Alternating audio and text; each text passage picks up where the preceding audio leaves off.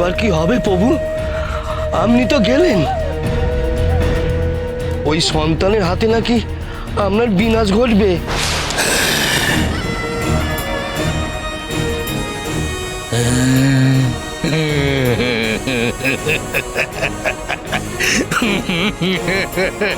আপনি দুঃসংবাদ শুনে হাসছেন প্রভু? ও ভূতনাথ, লক্ষ্যের সন্তানকে বাঁচাবে কে? কে রক্ষা করবে লক্ষ্যের সন্তানকে?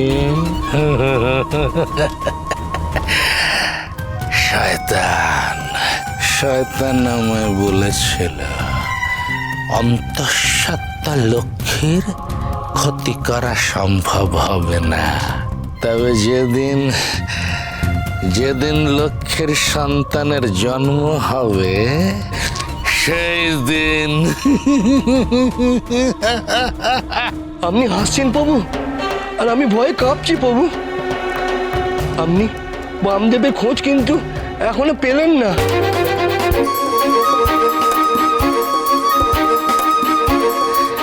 বামদেব? আজ্ঞে হ্যাঁ, আপনার গলার কাটা বামদেব যদি তার আগে ফিরে আসে।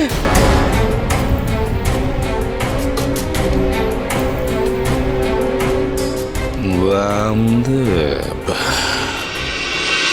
আমি কত কি যে খাই হসো আর ছাই, তবু প্রেমামৃত খাইনে। আমি সকল কাজের পাই হে সময়, তোমারে ডাকিতে পাইনে।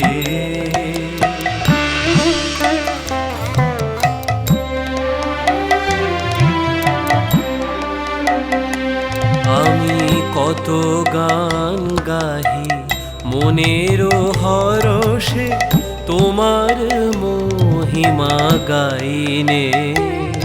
আমি বাহিরের দুটো আখি মেলে চাই, জ্ঞান আখি মেলে চাইনে।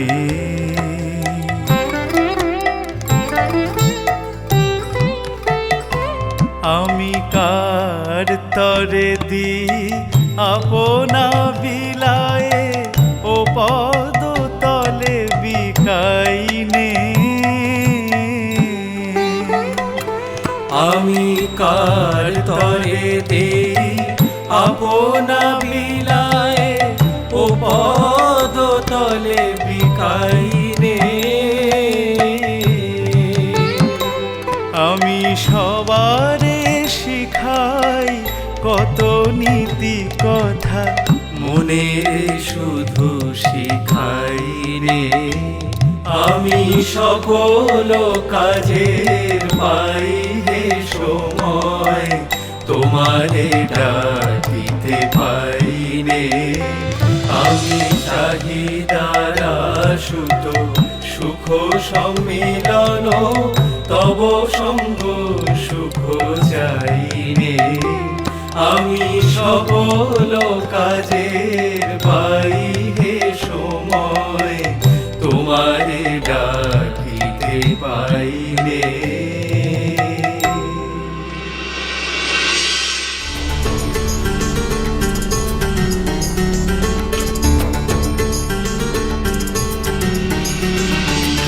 সবাই পা চালিয়ে চলো, চলো।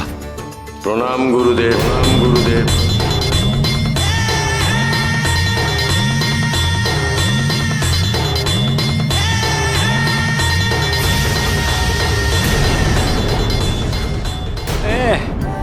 ড্যাব ড্যাব করে চেয়ে আছে দেখো আমার দিকে, যেন কখনো মানুষ দেখেনি। তুমি? গুরুদেব, আপনার এক শিষ্যের কাছে শুনলাম আপনি তীর্থে যাচ্ছেন। আমায় যদি সাথে নেন তাহলে কৃতজ্ঞ থাকবো গুরুদেব। তোমাকে অনুমতি দিলাম, তুমি আমাদের সাথে তীর্থযাত্রা করতে পারো। চলুন ঠাকুর। এই চলো গো, চলো, এসো সবাই।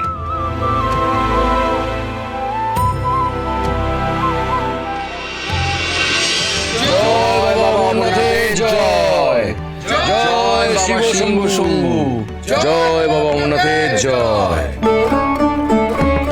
জয় শিব শম্ভু, জয় শিব শম্ভু, জয় শিব শম্ভু। কি সৌভাগ্য আমাদের দাদা, আমরা অমরনাথ দর্শন করতে পারলাম। বহুদিনই ইচ্ছে ছিল অমরনাথের দর্শন করার, কিন্তু সে আর হয়ে ওঠেনি। আজ ঠাকুরই আমাদেরকে টেনে আনলো। ঠিকই বলেছ দাদা, কিন্তু দাদা আমরা এত তীর্থস্থান ঘুরলাম, এত জায়গায় গেলাম, কিন্তু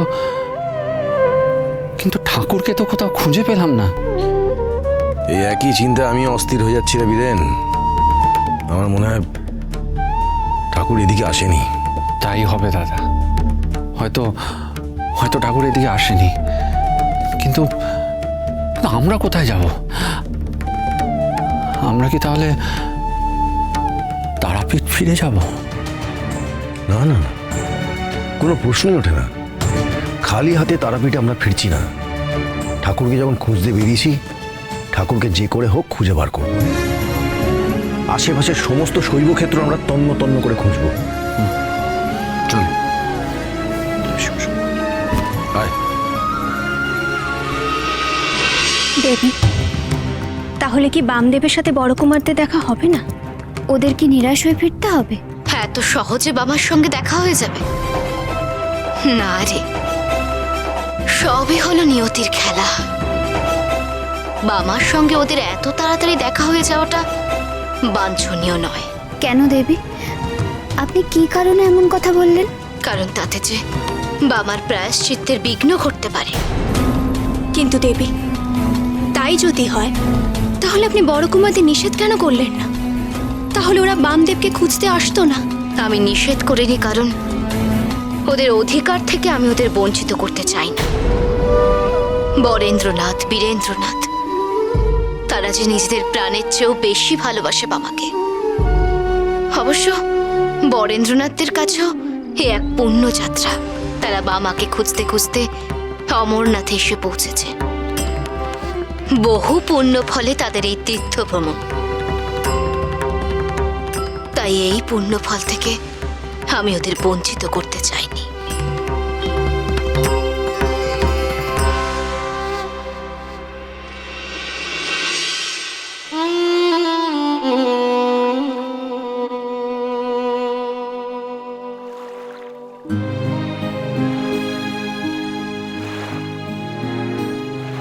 ঠাকুর,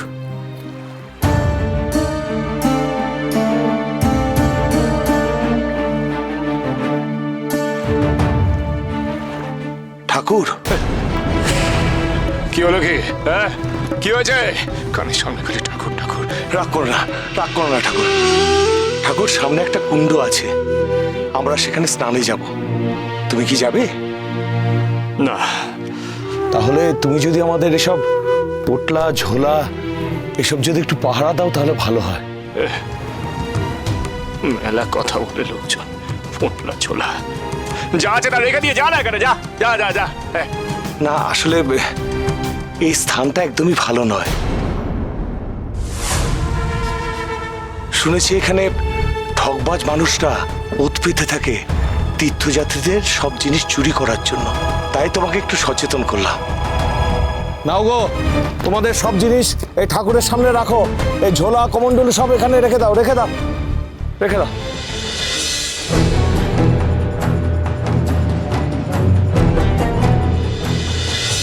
ঠাকুর, এসব তোমার সামনে থাকলো, তুমি শুধু একটু খেয়াল রেখো ঠাকুর।